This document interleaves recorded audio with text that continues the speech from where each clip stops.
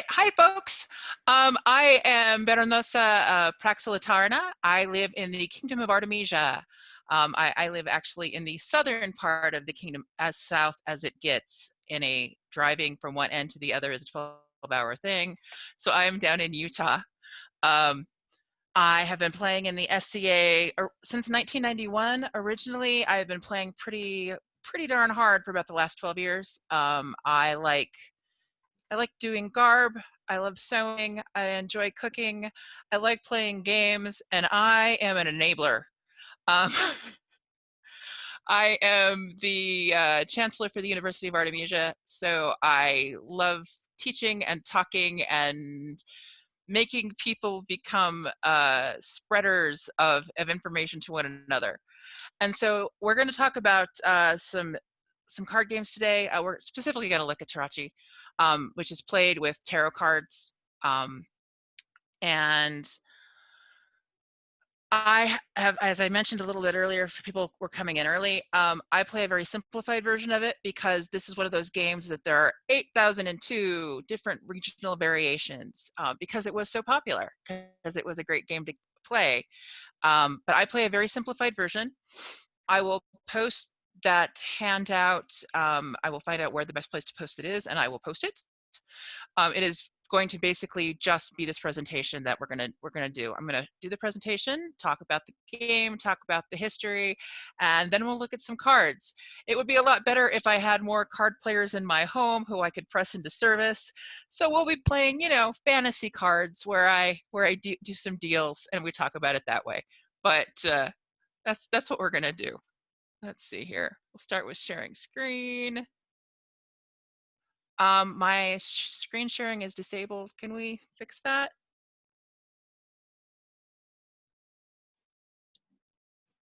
Yes, ma'am, on it. Tarocchi. You should be ready to go. Okay.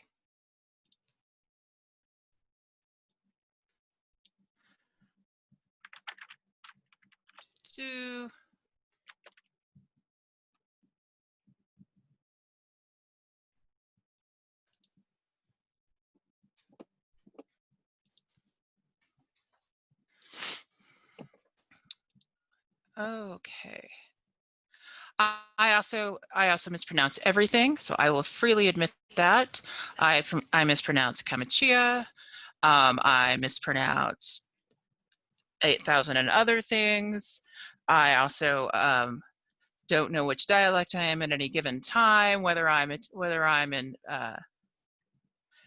Venetian and we're using Z's. So we're going to go with that. It'll be printed. Mostly we're just going to play some games. So let's see here.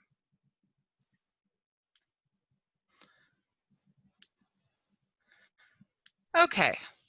So this game is becoming popular enough that we're seeing mentions of it in the 15th century.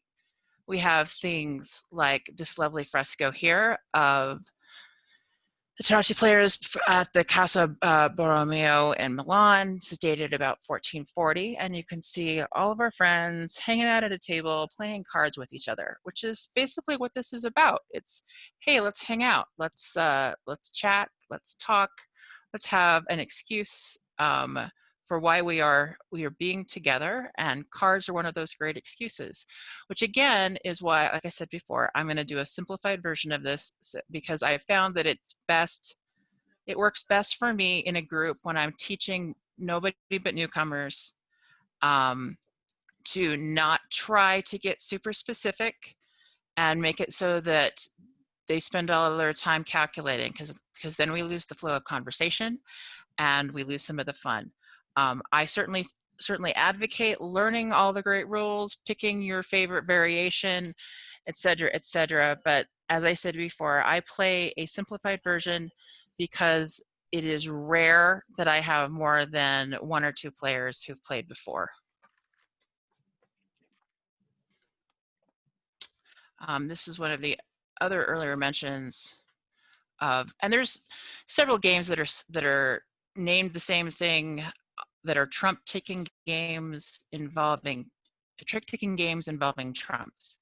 But this is the Sermones de Ludo Comunales, or the Seal Sermon. It's a discussion of tarot cards about 1450. So we actually see that word being used, and it's one of the first examples we have of that.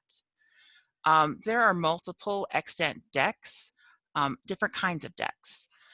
The ones that I first became interested in were the luxury decks like the Visconti Tarot and the Visconti Sforzo Tarot, the Brambola deck, because these are beautiful handmade decks, and they are really more for looking at. They are full of gold leafing and hand painting, and they are all about consumption and showing people how amazing you are and what you can afford, and put out by artistic workshops like Bonifacio Bembo's workshop. And these are gorgeous. I usually actually play with the Visconti Sforza Tarot, and I will show you those cards when we get to that point, but you can go online and look around. The Pierpont Morgan Museum has a bunch of them out there. You go looking for 15th century tarot cards, and you're going to pull up some beautiful images.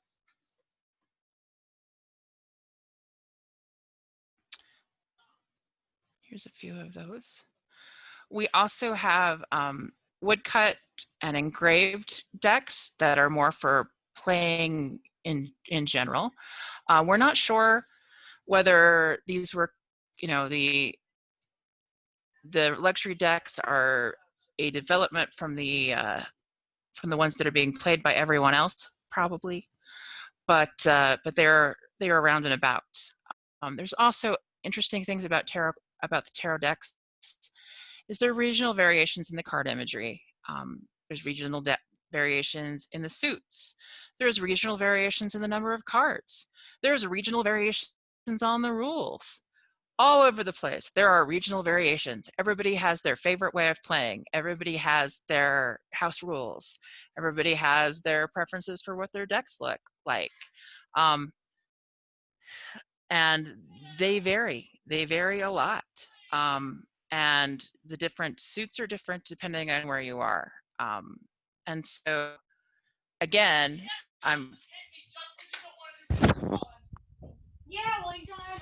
guys, hey kids, no.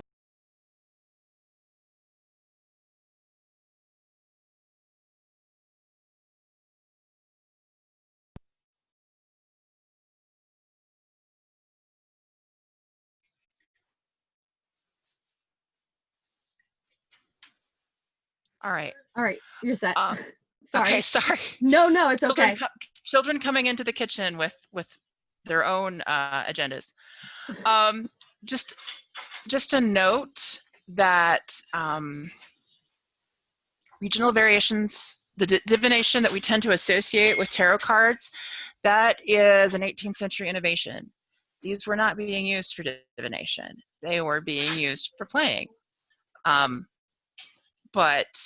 And so the cards are pretty because they're pretty. You'll also see different, a lot of the French and German decks just have, people about their business doing different things. So you're not necessarily going to see the Tower and the World and the things that we associate with the major arcana for divination. That's a much later thing. Right now, in the 16th century, they are being used for people to play cards with. So what's important is the numbers on cards. And those also change regionally. But once you've put your cards on your numbers on your cards, you're going to play with those, and you're going to look at the number. You'll also look at the card because it's a pretty card, but you're going to look at the number. All right, what's going on in chat here? We have a question about which ones you would recommend for actually playing with of modern cards. We're going to talk about that in a second. But yeah, I will cover that because I will show a couple of decks that I do play with and why I choose to play with them the way I play with them. Visconti, the Visconti Sforza, the Bembolo. There's a lot of facsimile decks available that are you can purchase to play with. And let's see, look at a few. You continue looking at a few. Yeah, I think one was linked. Things. Was linked earlier in the chat as well. So. Okay, here's the Buardo deck, which has poetry, some unusual suits. Like it has eyes as one of the suits. It has whips as a suit. But it is the first description and talking about that many cards as opposed to like 60 or 50 cards. And that's coming out there. Let's see here. Why is my slide not moving? Okay. Another deck is the Solobusca deck. It is the first example we have of a complete deck. It was engraved in 1890. It was engraved on copper as opposed to a lot of these earlier woodcut decks. So you have a lot more definition in the images. We do have one extant painted deck. It's dated around 1891. It is also the first deck we are aware of where the suits are all completely illustrated. So you're not just getting one wand, two wands, but you have a full-on look of things. It is currently in Milan Museum, where it has been 2009. And you can go and see images from that available online as well. So that one is available. Here's a few more images from the Solobusca. We have,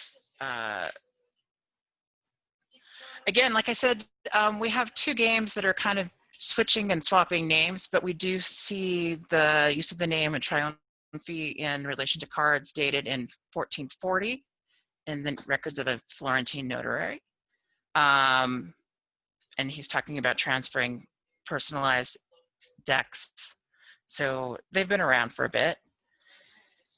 But that particular deck has different numbers in it, and that kind of happens like with anything else, just like when you're talking about paternosters or anything that's being developed.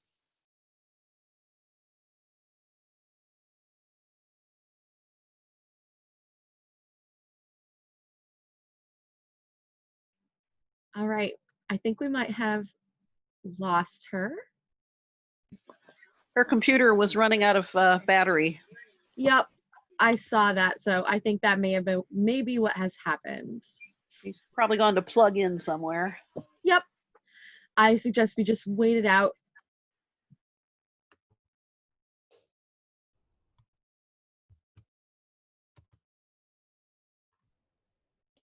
I just linked in the chat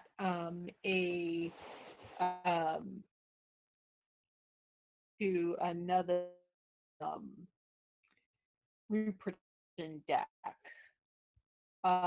This one is done by Heather. A lot of production decks. Hi.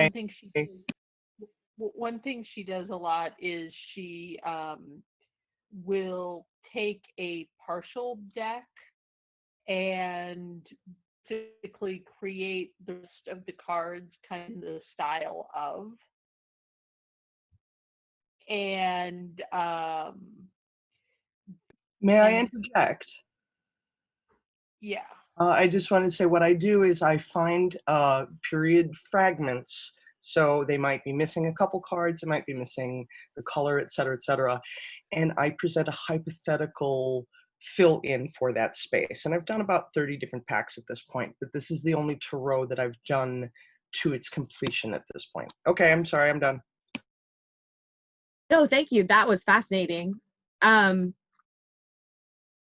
you have anything else to share about like the process of making the cards while we wait, like I'm sure people would be interested to hear it. Okay. We have the woman herself in the chat. And yes, I do sell copies of this deck. My website is heatherhallcardgallery.com. And this is what I was laureled for. Excuse me. The process is xylography. So in period, you would have encountered printing via either a wooden plate, such as the Rosenwald pack, which is what I reproduced, or in, say, northern Italy or in the Germanic areas, you might find an engraved plate out of copper or another metal. And by the end of period, as she said, they did get very, very sophisticated, as well as the paper. I cannot replicate the quality of paper that cards were produced at this time. And another thing I will mention is that as a card maker, I don't see these as different than any other pack that I would manufacture. What you do with them when you go home is your business. So I make gaming consoles, if that makes sense. And the other thing is the plates for this particular pattern for the Rosenwald sheet. If she holds it up and displays it for you, the manufacturer would have had 2 solid plates of pear wood. Pear wood does not have cross fibers. And if the manufacturer printed plate 1 and plate 2, they would have like a Spanish suited deck of cards. No queens, but a knight. And if they printed plate 3, they would have all of the Trionfi cards. And plate 4 is still missing. So the Fool would be on plate 4, as well as all of the queens. I think she's back. Thank you so much for sharing that with us. That was a really interesting, like, little side note, especially while we were having some technical difficulties. Welcome back. Hi. Yeah, you're probably in much better hands with Heather talking to you about stuff, because she is the go-to person on cards. I have one of her decks here, so super excited about that. Okay, let's see here. Or I don't know anything about gaming. That's you. I just make them. Well, she makes fabulous ones, and I will show one of her decks in a minute when we get that far. As I said before, I do a simplified game because I am constantly teaching people how to play. And as we pointed out earlier, lots and lots of different, let's see, lots and lots of different people trying to learn things all at once makes for difficult stuff. So I do a simplified version where what I do is we deal all the cards, the leftovers go to the dealer, and they can discard anything but one of the trumps. Actually, let me stop sharing. Let's look at some cards, because that will be much less confusing. And it will give me a minute to get my brain back, I hope. I really hope. Okay. So people were asking, what is your favorite deck for playing? Well, I have been playing primarily with the Visconti Sforza because it was the first deck I picked up. I've also played with the Visconti, and they're available. The issue you have with the Visconti Sforza is why they are beautiful. They are huge. So most people have a hard time putting them in their hands, which is, we were talking about Heather's deck. Here's Heather's deck right here. Much, much nicer for putting in your hand and holding, as opposed to holding these. So it's kind of a preference thing. There are some extant decks. Well, there are some facsimiles where what they've done is it's not a completely extant. They've they've filled in some of the slots because we're missing some here and there, but they are playable. And the 2 easiest to get a hold of are the Visconti Sforza and the Visconti decks. But likewise, you can also pick, for instance, so I picked up like, this one's called the Golden Tarot. It is not a historical deck whatsoever, but what they've gone through and done is chosen Renaissance images. So it's not going to make somebody go, it's not going to bother them. You could use a Rider Waite because they're easy to get a hold of, and they're also have, you know, at least some closeness to that. But I've used this one. You could pretty much use any tarot deck you want. Yeah, the Golden Tarot does have some pretty art because it's Renaissance art. They've just collaged things together.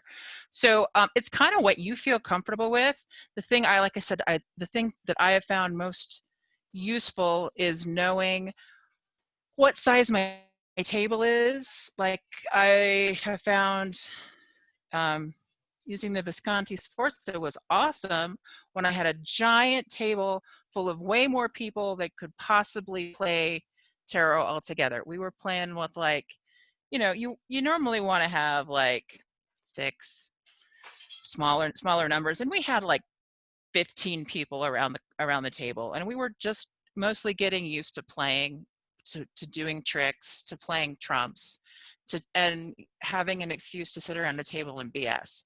So in that case, a larger deck was great. And again, I have large hands, so it doesn't bother me. If you're going to have a small group and you're looking for some specifics, again, something like there's deck where you can actually hold the cards in your hand, quite nice. So it's a preference thing, but there are certainly options. You can buy historical decks. You can buy facsimile decks. You can go to your local metaphysical store and look at all the pretties and find a great theme you like. If you want to, you know, you can play with unicorns if you feel like it, especially if they're your heraldry. So it's sort of a personal preference. What? Renaissance cats.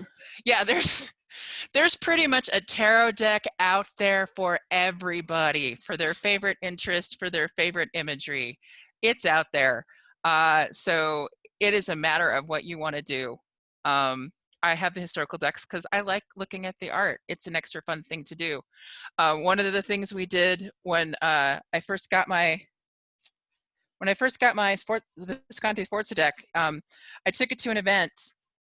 I didn't realize at the time that the cards weren't numbered. So a good portion of our time was spent figuring out who had what card and putting the numbers on. I mean, that was a fun activity in and of itself. And we spent all the time looking at cards and figuring out what was fun. 3 people then decided they liked the card imagery so well, they decided to make their own decks. So, and again, as I said before, there are regional variations of all kinds. And the imagery is not important, the numbers are. So if you want to make a deck using the people in your household and your favorite set of activities, you could draw your own deck and use it. So that isn't really what's important. It's a personal preference and what's fun. And if you love looking at historical imagery, then pick a deck that's got that. So that's my answer to that. It's probably not the best answer, but that's my answer, because I think that's part of why we play games. We play games so we can interact with each other, so we can have a reason why we're all sitting around. And I think if we lose that thought and either make the game too difficult, too hard for somebody new to jump in, too focused, where you're spending all of your time calculating and stuff, you lose the interaction. And so I think it depends on what your motivation is for playing. And my motivation is an excuse to talk. So, which is again why I play I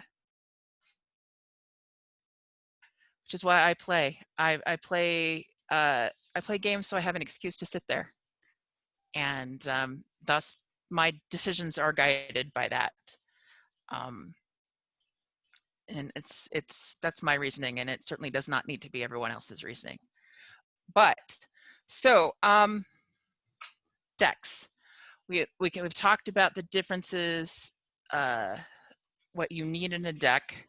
So we're going to use the Golden Tarot because that happens to be the one I have divided into suits. So you need you need a deck that has 4 suits. It doesn't matter what those suits are. The most common ones you'll see in tarot are coins, swords, wands, cups, at least if you're looking at Italian tarot. So you need your ace through king of that. You have your 4 suits.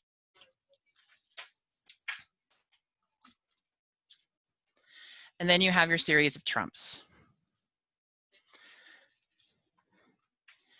Now, when we tend to play with, like, you know, games where we're just doing tricks with a standard set of cards, we either declare a trump, or trump happens for various reasons. But in a tarot deck, it comes with its own trumps.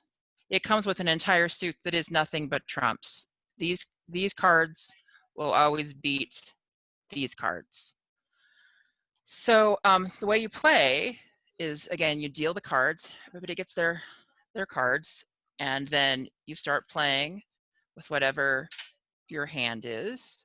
You're trying to get points, and you get points by taking tricks, and you get tricks by having the high card. So, but you have to start, and you play counterclockwise. So it will be to the right of the dealer, and they will play a card, whatever they want, whatever suit they want. Then the next person goes around and they play in that same suit, as long as they can. If they cannot play in that suit, then they are allowed to play a trump. If it's just a straight suit, so like we played swords, I played this one, my neighbor played the king, there's a 6, 9. So we go through and we find out whoever happened to have had the high. Obviously the high in this case is the king. They take the trick. They take their cards, they put them in front of themselves or to the side of themselves face down, and it sits there. Now, assuming whoever has won gets to play the next trick. So they'll play something. They can play in whatever suit they like, and it's going to go around, and whoever comes next has to play in that same suit. If they can't, they will play a trump card. So let's say this person plays this one, and we continue playing. Everybody plays swords, but this person over here can't, so they're going to play a trump card. This happens to be the Hierophant, but again, we're not as concerned about what the name of the deck card is. We're concerned about the number. So this is the 5 of trumps. If one person has played trumps, the person who has played trumps wins. If we hit the point where only 2 people can play the suit, then whoever has the highest trump number wins, and they get to, again, take the trick, put it down, and it becomes their pile, and later on we figure out how many points they have. So let's go back to sharing screen and look at what points we have.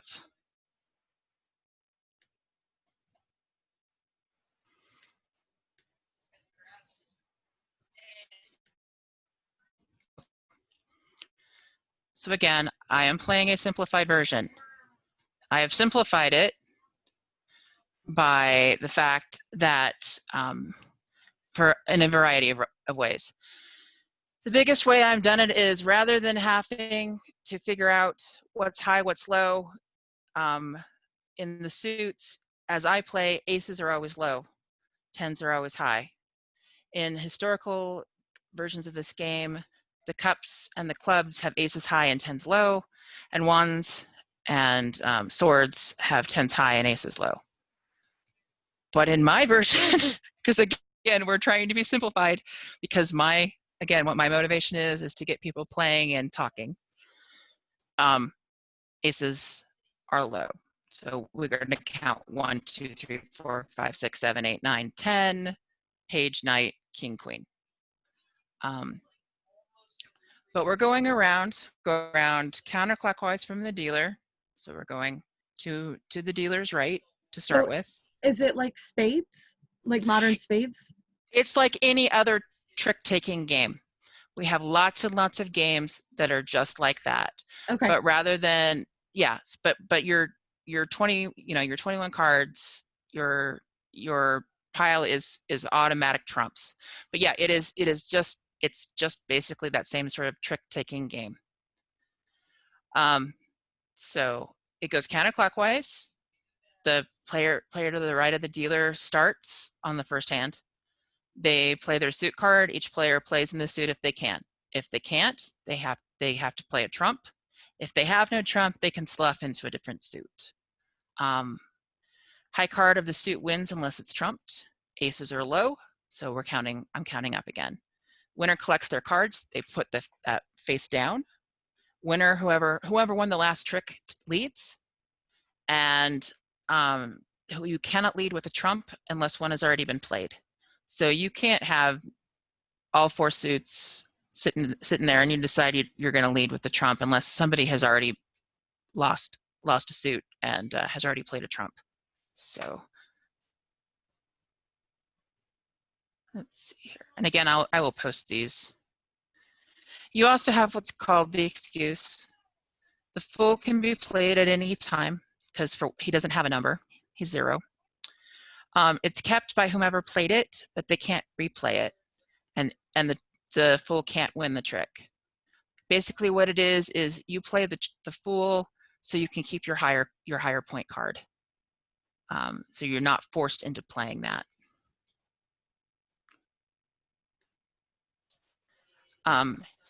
And then scoring.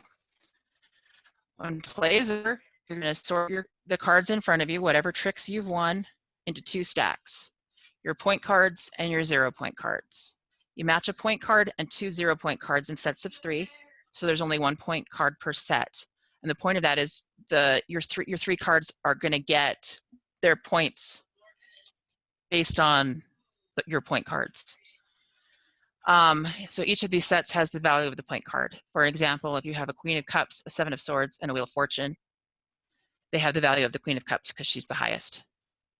She's the point, so that's 4 points. Because if you go down, the Queen is worth 4. And then you match your leftover cards into sets as well. So if you have 3 cards of a 0 point value, you get 1 point. And I have this on a big sheet that I put right next to me so we can figure it out. We can figure it out and decide who's winning point wise. But your queens are point cards. Your kings are point cards. The 21, the 1, and the 0 of trump, the world, magician, and fool are all point cards. You also get bonus points if the magician is the last card played. If you want to play it with that variation, most people do. Your queens are 4s, your knights are 3, your jacks are 2, and anything else is 0 points. And then you put them together in your 3s and you do your calculations. And that's when it's hard and math is involved. And I normally go, hey, here's the rules and the point value. You want to help me figure this out? Because my brain doesn't necessarily do that. But by putting them in 3s, it does at least cut down on having to count every card and figure out what every card is. So, and again, this would be lots funner if I had like a bunch of people here in my home. But as I cannot have people over here and my kids were not interested when asked, we are not playing. We are mostly just looking at cards, and I apologize for that. All right. I just have a quick question. When you're taking the trick, so one person puts their first card down, do you then go all the way around the circle and whoever put down the highest card wins? Yep, everybody has to play in that. Okay. Everybody has to play in that that trick. So, because you're trying to, have even numbers of cards come out, so that everybody has to play in each hand. Okay. So everybody just has to keep track of which card they played. Yeah, or Okay. just keep playing. Yeah, no, you have to know what card you played. You should have at least that much. Be paying that much attention, no matter how hungry or bored or whatever you are. You should know what card you played to know that you won. And if not, I'm sure your friends will be happy to let you know that you did not, in fact, play the king on that hand. That is their points, and they are keeping them. So, are there any other questions? How do you manage the gambling? How do you manage gambling? I don't gamble on it, in part because I live in Utah. And so if we're going to gamble, I normally play dice games and do baubles, and I bring everybody baubles. So you can certainly gamble on it. We don't tend to put bet on hands and who's going to win. We just play. I was in a goofy Puritan group that acted at small Ren fairs in California and Nevada, and I printed up one set of rules, and after the fair was over, we'd play at night, and we would play with candies and pretzels. Yeah. And in the end, we never knew who won because we would be nibbling on the candies and pretzels. Yeah, absolutely. I tend to, like when I play bauble and dice games, I like making tokens, so I tend to bring the tokens because I have the world's worst luck. I cannot win at anything. So my objective is talk and teach people something new and have an excuse to sit around, because if it came down to I'm trying to win, not a chance. Not a chance. I have no luck whatsoever. Not at all. So so I don't gamble much for that reason, unless I'm out to lose, in which case I'll be like, okay, I want everyone in this group to have new sets of dice. So I will be betting dice, and you get a new set. Because I have now lost all 20 some odd rolls or whatever it is. Yeah, so I don't add gambling because, again, I suck. I'm awful. And I also live in a rather puritanical state. So even if you're gambling for candy, yeah, nobody matters. That bad. Yeah. All right. Any other questions? I was going to add an obnoxious little thing. For Please those do. who are trying to avoid any and all mundane references, the Italian word is trionfi. And for other games that don't involve necessarily a tarot, and it's, say you get your hands on a Spanish deck of cards or an Italian deck of cards and you want to familiarize yourself, there is a period game, and you all already know it. Go fish. It is a wonderful way to familiarize yourself with cards. Okay, I'm done. I am all about, I want to learn more. I want to have stuff out here. So please feel free to add more. Yeah, Trionfi and the problem is one was so popular that they kind of swapped names at a certain point, which is hilarious. How widespread was this? Pretty much everybody had their own word. Everybody had their own version. So it was one of those things that kind of got pushed around and added. People are making their own decks and playing their own thing because these guys are having fun. I want to have fun. Yeah. So Spanish, Italian, Czech, German, yeah, all over the place. It does become incredibly widespread. In period, you won't find it in England, though. You will mostly find it manufactured in Italy, France, and maybe a little bit of the southern Germanic lands. Which makes sense because of who's printing and the English, the massive lockdown they have on the printing industry and what they're allowing. Yes. As opposed to the Italians, who their printing industry is full of immigrants who are all about making money. So if they can print it, they will. And the Germans as well have a huge thriving printing industry where the English really don't. A quick question, if we can roll back to Triomphe, which I think Heather said was basically go fish. How does, are you using more of sort of what we would think of as a standard suit deck, or are you using a Tarocchi deck? And if you're using a Tarocchi deck, how does that work with the Trump suit? No, you're using the 54 or the. Oh, okay. So for that, yeah. Sorry. Okay. No, I mean, that's the thing is early on, all of these card decks are shifting numbers back and forth as they are not Yeah. standardized Yeah. until they've been played for a little while, until people find their favorites, until they, people have done this for a bit.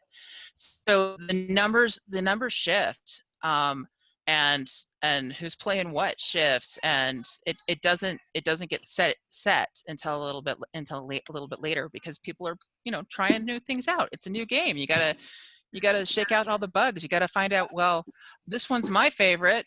That's great, but these 6 people don't like it. It's sort of like the beta and VHS thing, where lots of different options, but eventually it all settles down to what is going to be the marketable version, and that's what takes hold.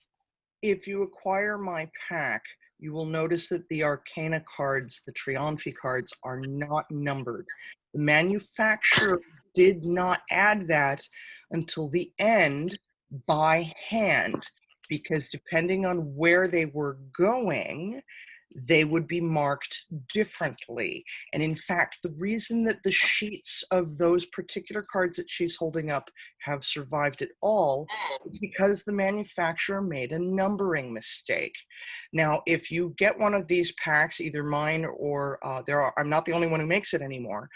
I use a micron pen and I put Roman numerals on it. I do not put a serif on it. They did not have serifs. But just a simple little Roman numeral, and you put them on the game as you know how to play it. And we did that with, like I said, the first time I pulled out my Visconti Sforza deck, I had a giant table full of people and no numbers on the cards. So we sat there and figured out who had what card and added numbers, which is why mine are not Roman numerals. Mine are just regular numbers, but I keep them this way because my friends did these. We played this, we figured out who had what, and as they were being played, people were playing cards blind. As we looked them up to figure out which number we were playing with, we added the numbers. So there's a special bit of value to that for me. So yeah, no, you're gonna need to add numbers in most decks, because it is regional, and in a lot of cases, like I said before, you have decks that don't have the same imagery we think of, because that's what was fun. Hello, child. Yes, I actually have Heather's deck, and some ordered, and so it's to some degree of on the way. Yeah, fun stuff. All right, anything else? Like I said, I will get the simplified rules up, and I hope people give it a shot. If not, go look online. There's probably a variation you'll like, because there's hundreds of them. Pick one that's appropriate to your persona. Pick one because you are a pedant and you want it's hard. Pick a particular difficult one and learn that one, and make others play with you. Do what you're going to do with it, and I think that you can both teach and have fun that way. I have a new set of tarot cards and a boyfriend who likes to play board games when we're stuck at home. So sounds awesome. Like, yeah, I think we have something to do. Thank you. This has been really interesting. Thank you so much for teaching. Thank you so much, and thanks, Heather, so much for jumping in. I really appreciate it. I didn't interrupt. Thank you. Oh, I think it was a very fortuitous little sidebar to very much the rest of the and class. Definitely not interrupt. I picked up some of your cards at 50 year, and every time I think about it, I try to pick up a few more because they're fun to play with. Excellent. So thank you for doing what you do. Thank you for showcasing my work. I appreciate it.